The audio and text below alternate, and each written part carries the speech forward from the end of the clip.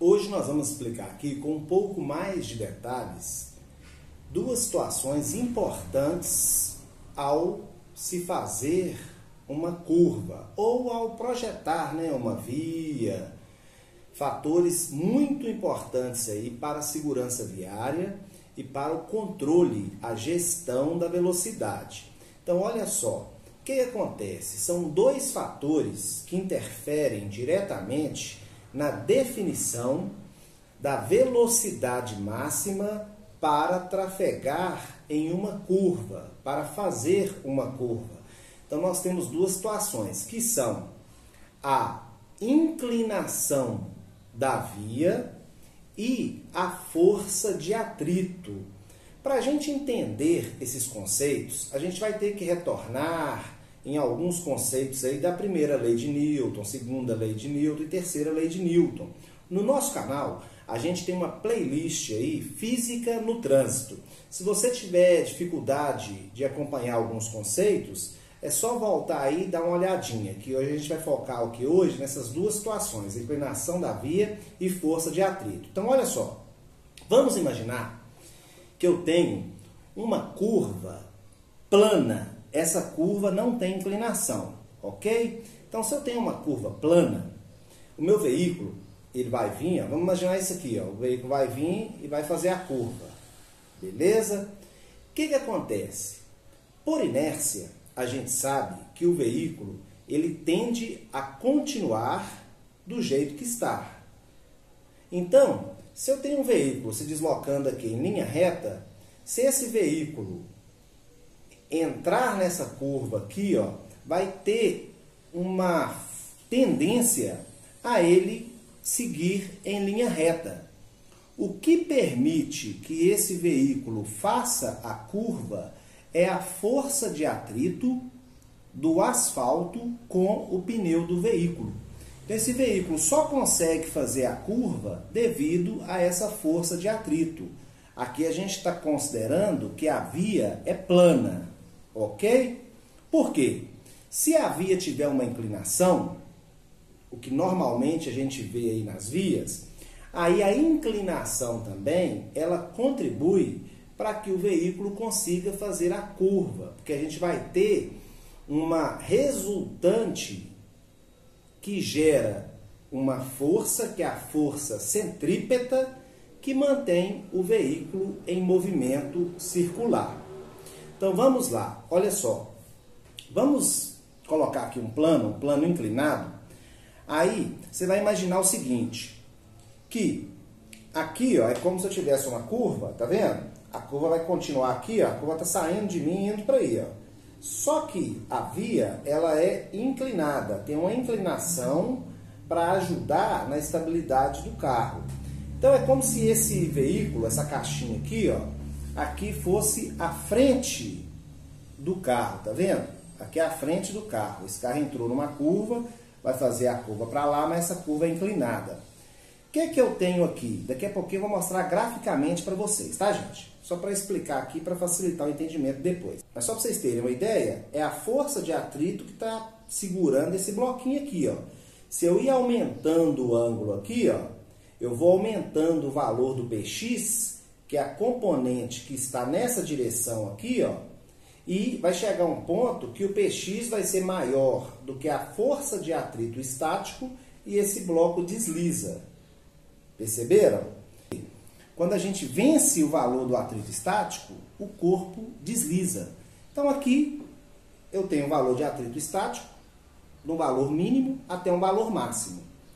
Quando a gente ultrapassar o valor máximo do atrito estático, o corpo começa a deslizar, tá vendo? É a mesma coisa que acontece nas curvas. Então vamos voltar à inclinação aqui. Deixa eu pegar uma caneta aqui para mostrar para vocês o sentido aqui das forças. Olha só, vamos imaginar aqui, a curva está indo aqui, a via, e aqui eu tenho a inclinação da via. Então aqui eu tenho algumas forças que vão atuar nesse veículo. Vamos esquecer o atrito agora, para a gente pensar só nas componentes das forças. Aqui eu tenho uma força peso, que é verticalmente para baixo, tá vendo? Essa força-peso, ela tem componentes. Então, a gente tem uma componente na direção aqui, ó, do plano, tá vendo? Que é o PX, que a gente calcula PX é igual a peso vezes o seno do ângulo, e temos uma componente perpendicular ao plano inclinado, nesse sentido aqui, ó, que a gente calcula PY é igual ao peso vezes o cosseno do ângulo. Essa componente aqui, ó, na direção dela, que está perpendicular ao plano, eu vou ter uma reação normal da superfície, que vai ser aqui, ó, perpendicular a esse plano inclinado. Aqui, visualmente, você já vai perceber o seguinte, que se eu tenho essa inclinação, você vai perceber, a gente olhando, a gente já percebe que tem alguma coisa que ajuda com que esse veículo permaneça no movimento circular. É como se tivesse uma resultante de forças puxando esse veículo aqui para baixo. Essa resultante de forças é a força centrípeta. Então, essa resultante de força, ela pode ser por vários fatores, entre eles, você pegar um barbante, amarrar uma pedra no barbante e girar o barbante, essa aceleração centrípeta é em função da tração do barbante. Nesse caso aqui, ó, essa força centrípeta, ela é resultante da componente da reação normal, ok? Então vamos ver graficamente, a gente vai calcular também dois exemplos aí para a gente fazer o cálculo das velocidades, para ficar mais claro o conteúdo. Então vamos lá, demonstrar graficamente aí para facilitar o entendimento. O que acontece? Olha só, vamos imaginar aqui, ó,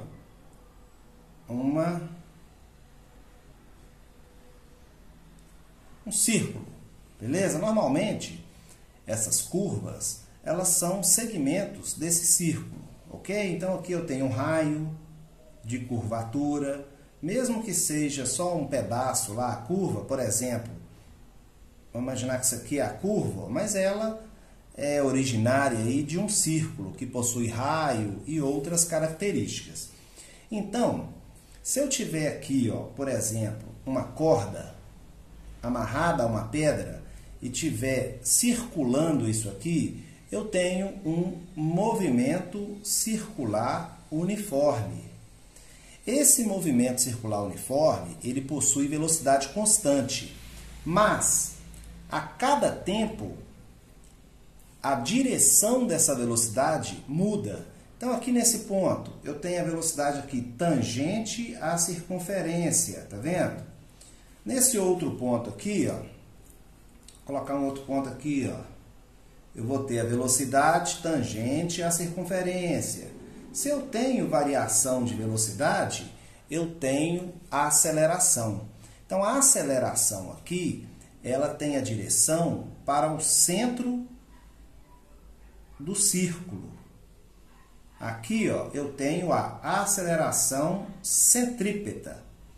Se eu tenho aceleração centrípeta, eu tenho a força centrípeta, que é o que vai fazer com que o movimento aconteça. Beleza. Então vamos ver o seguinte, ó. Essa força centrípeta ou reação, né, da força centrípeta, vamos pensar assim, já que essa força centrípeta, ela é uma reação de várias forças, né? Pode ser de forças diferentes, como por exemplo, tração no caso de uma pedra amarrada a um barbante, atrito no caso das curvas, né, nas vias, normal, peso, entre outras coisas aí.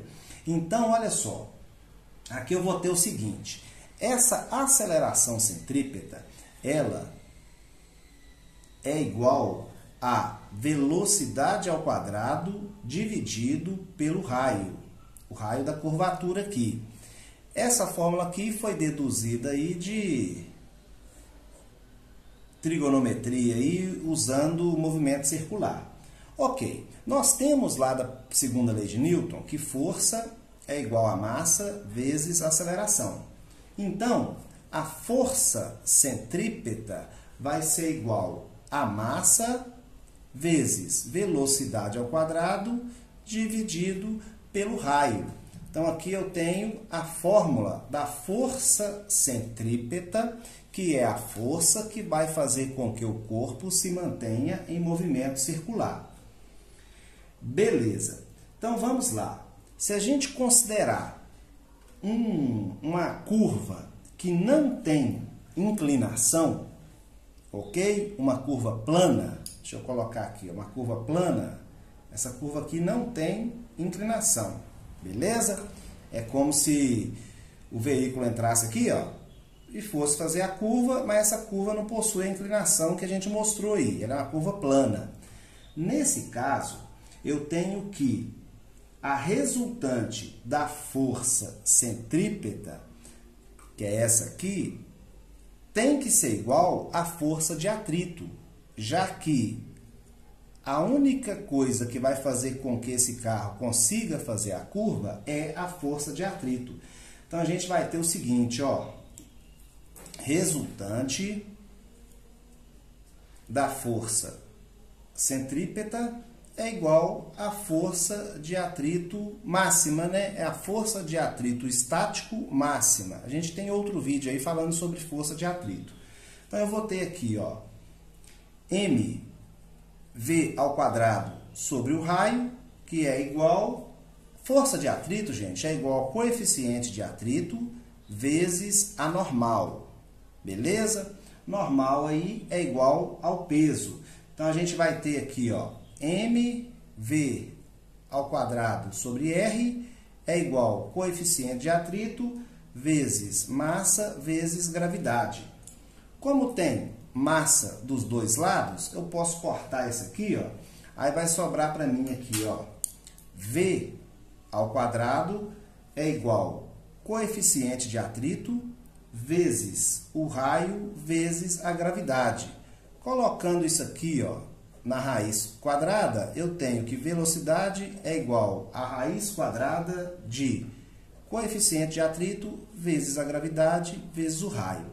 Com essa fórmula aqui, eu consigo calcular a velocidade máxima que um veículo pode entrar numa curva sem que ele derrape. Então, vamos ver um exemplo aqui básico, simples, só para a gente entender melhor. Vamos fazer um cálculo de uma velocidade máxima de um carro que vai entrar numa curva de raio igual a 20 metros. Beleza?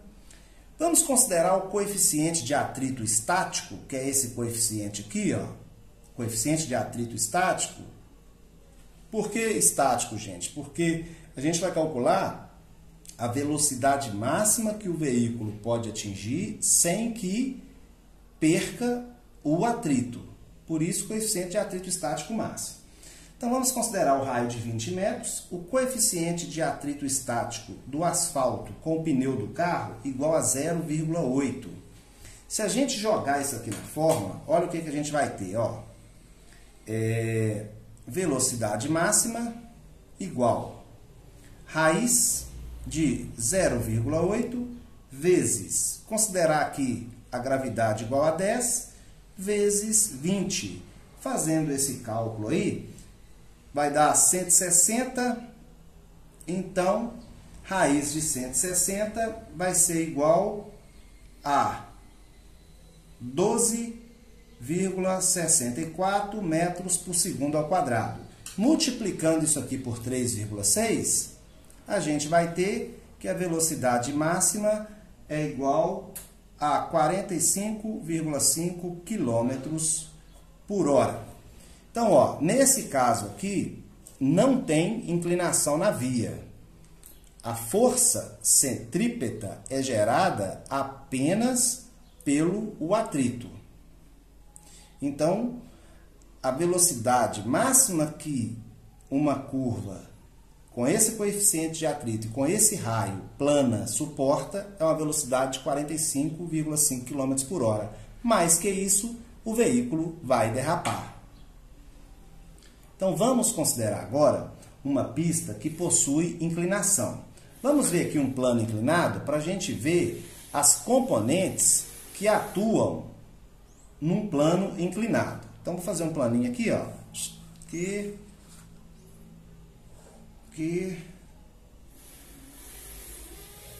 assim, fazer ele até maior aqui para ficar mais fácil de visualizar. Aqui, ó. Então aqui eu tenho um plano inclinado. Beleza. Vou colocar um bloquinho em cima desse plano, né? No caso nosso aqui é o veículo, né, gente? Vamos imaginar que isso aqui é um veículo, ó. O veículo está aqui em cima. Lembre-se que você está vendo aqui, ó, um corte de frente. Então esse veículo, ó, o farol dele está aqui, ó. Farolzinho dele aqui, farol dele aqui. Ele entrou na curva e está vindo aqui para mim. Aqui eu tenho a força peso verticalmente para baixo. Força peso, beleza? Que é massa vezes gravidade, né? Lembrando lá, ó, peso é igual a massa vezes gravidade. Então eu tenho aqui a força peso. Eu tenho a reação da superfície, já que toda ação tem uma reação. Terceira lei de Newton. Então aqui eu tenho a reação da superfície, que é perpendicular ao plano aqui, ó. Aqui é a reação da superfície, que a gente chama de reação normal da superfície. Essa força peso, ela tem as suas componentes aí, ó, que pode ser a componente Px, que está aqui, ó, descendo o plano. Essa é o Px, que vai fazer o bloquinho deslocar, no caso do bloco, né, que eu mostrei no início. Se eu ir aumentando esse ângulo aqui, ó, se eu ir aumentando esse ângulo, essa força componente do peso Px vai ultrapassar a força de atrito estático máxima e o bloquinho começa a deslocar. No nosso caso aqui, vamos pensar na força Px agora não. Aqui eu tenho a força Py, beleza? Py. A gente consegue calcular o valor dessas forças aí, gente, dessas componentes, através do ângulo. Então aqui eu tenho esse ângulo aqui, ele é igual a esse aqui, ó. Beleza? Então, eu tenho que Px é igual a peso vezes o seno de θ. Py é igual a peso vezes o cosseno de θ. Só que o que a gente quer saber aqui é a componente da reação normal. Então, a reação normal está aqui de vermelho. Ela tem uma componente nessa direção, de vermelhinho aqui, ó, que eu vou chamar de resultante normal no eixo Y, beleza? E aqui eu tenho uma componente nessa direção aqui, ó, que eu vou chamar resultante normal no eixo X. Olha só, gente, essa resultante normal no eixo X, se eu quiser calcular ela, esse ângulo aqui é igual a esse aqui, ó. Então, eu tenho que essa resultante aqui, ela é igual a normal vezes o seno de θ. Consigo achar o valor dessa resultante aqui. Por que essa resultante é importante para nós, gente? Porque é essa resultante aqui que vai gerar a força centrípeta que vai manter o veículo em movimento circular uniforme nos casos em que a pista é inclinada. Entenderam? Então, a gente consegue também calcular a velocidade para essa pista inclinada. Vamos ver aqui, ó. Nesse caso aqui, eu tenho que a força centrípeta é igual a resultante da reação normal no eixo X. Então, a gente viu ali, ó, que essa resultante da normal no eixo X, ela é igual a normal vezes o seno do ângulo. Então, para achar o valor dessa força aqui, é só pegar a resultante normal e multiplicar pelo seno do ângulo. Fazendo a dedução aqui, ó, substituindo as grandezas, a gente chega na fórmula: velocidade é igual a raiz de raio vezes gravidade vezes a tangente do ângulo. Então, se eu considerar um carro entrando numa curva que tem a inclinação, aqui eu nem estou calculando o atrito não, tá, gente? Com o atrito a gente já calculou aí na situação anterior. Vamos considerar aqui, ó, um veículo entra numa curva que possui raio igual a 60 metros. Beleza? Vamos considerar aí um ângulo de 10 graus. Mas normalmente esses ângulos aí, gente, é um pouco menor, tá? É 8 graus, 8, alguma coisa. Depende da velocidade desejada aí na curva. Então, essa velocidade máxima aqui, para um ângulo de 10 graus, numa curva que possui um raio de 60 metros, fazendo o cálculo aqui, substituindo, ó, velocidade máxima é igual a raiz de 60 vezes 10 vezes a tangente de 10 graus. Fazendo esse cálculo aqui, a gente vai achar o valor de 37 km por hora. Tá vendo? Ou seja, o que eu quero mostrar para vocês aqui? Que nós vimos o cálculo da pista plana e estamos vendo aqui o cálculo só da inclinação. Então, vocês perceberam que nas duas situações a gente achou velocidade aí próximo de 40 km por hora.